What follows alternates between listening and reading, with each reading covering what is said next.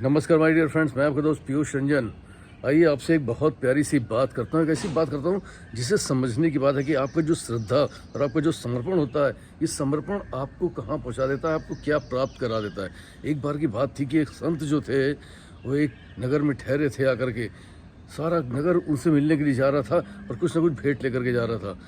तो एक मोची जो था उसको लगा कि आज तो मेरा कुछ काम होने वाला नहीं है, तो आज जो है कुछ दूसरा ही करते हैं। तो उसने पास में एक तालाब था, तालाब में बेमौसम का कमल खिला हुआ था। वो कीचड़ में जाकर उस कमल को तोड़ लाया और एक पत्ता बनाया, उसने दोना बनाया केले के पत्ते का, और उस पर वो फूल लग करके बैठ गया।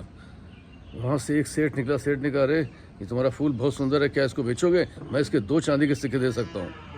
उसने कहा कि ये 2 चांदी के सिक्के, ये तो क्या नाम है 1-2 आने की चीज़ है, इसके 2 चांदी के सिक्के मिल रहे हैं। वो असमंजस में था, तब तक नगर सेठ आ गया। नगर सेठ ने कहा, अरे ये फूल तुम्हारा बहुत सुंदर है, मैं तुम्हें इसके 10 चांदी के सिक्के दे सकता हूँ, क्या तुम इसको बेचोगे?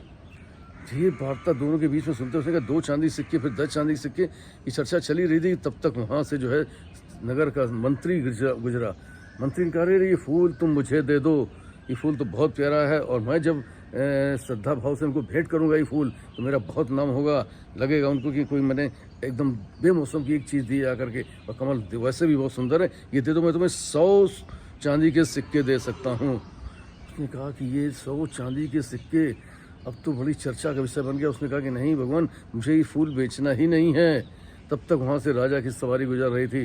राजा ने कहा, अरे वाह, ये फूल तो मुझे दे दो, मैं मिलने के लिए जा रहा हूँ, मैं यहाँ का राजा हूँ, और मैं तुम्हें 1000 चांदी के सिक्के दे सकता हूँ, और ये फूल जब मैं भेंट करूँगा तो स्वामी जी को बहुत आनंद होगा और मुझे भी बहुत आनंद होगा। सोच लो। उसने कहा, नहीं भगवान राजन, मुझे ये फूल बेचना ही नहीं है।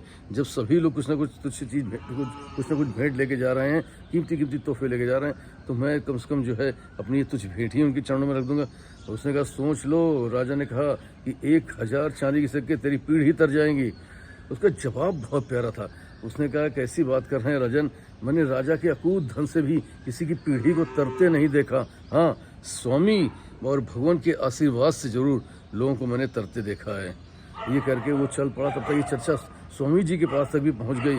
स्वामी जी भी उसका इंतजार करते रहे। वो अपना फूल लेकर के गया और उनके चरणों में रख कर बोला, हे गुरुजी, ये फूल जो है मेरा स्वीकार करो। इतना कहते कहते उसकी आंखों से आंसू झरने लगे। आंसू झर के कमल के फूल पर मोतियों की तरह बिखर गए। उसने कहा कि मेरे पास मेरे पापों के ये आंसू और ये फूल हैं, इनको मैं आपके चरणों में समर्पित करता हूँ। स्वामी जी ने कहा, रो मत। उन्होंने अपने भक्त को बुलाया, एक आनंद को, और आनंद से कहा, देखा आनंद, ये लोग जी जितने सारे आए हैं, ये बड़ी बड़ी चीज़ें ला करके भी वो प्राप्त नहीं कर सके जितना इस जो है मोची ने प्राप्त कर लिया है। क्योंकि इसके अंदर श्रद्धा थी, इसके अंदर भाव था, इसके अंदर समर्पण था। और वास्तव में ईश्वर को वही प्राप्त कर सकता है जिसके अंदर समर्पण हो, श्रद्धा हो, भाव हो। क्योंकि ईश्वर को कुछ नहीं चाहिए, ना कोई स्वर्ण मुद्राएं, ना कोई चांदी की मुद्राएं। ईश्वर को सिर्फ आपका अपना भाव चाहिए, आपका समर्पण चाहिए। और जब आप ईश्वर पर समर्पण कर देते हैं तो ईश्वर निश्चित तौर पर आपकी हर बात सुनता है, हर बात पर अमल करता है, और आपको वो कुछ दे देता है जिसके बारे में लाइफ में हमने कभी सोचा भी नहीं होता है। Thank you very much everybody, I love you all. फिर मिलूंगा किसी प्यारी कहानी थोड़ा सा। तब तक अपने समर्पण को बचा कर रखिए और वो ईश्वर के चरणों में रखिए।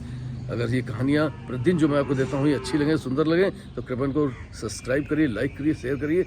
और आपको प्रतिदिन प्यारी प्यारी कहानी से मैं भेंट करता हूँ। मुझे खुद को बहुत अच्छा और बहुत संतुष्टि मिलती है।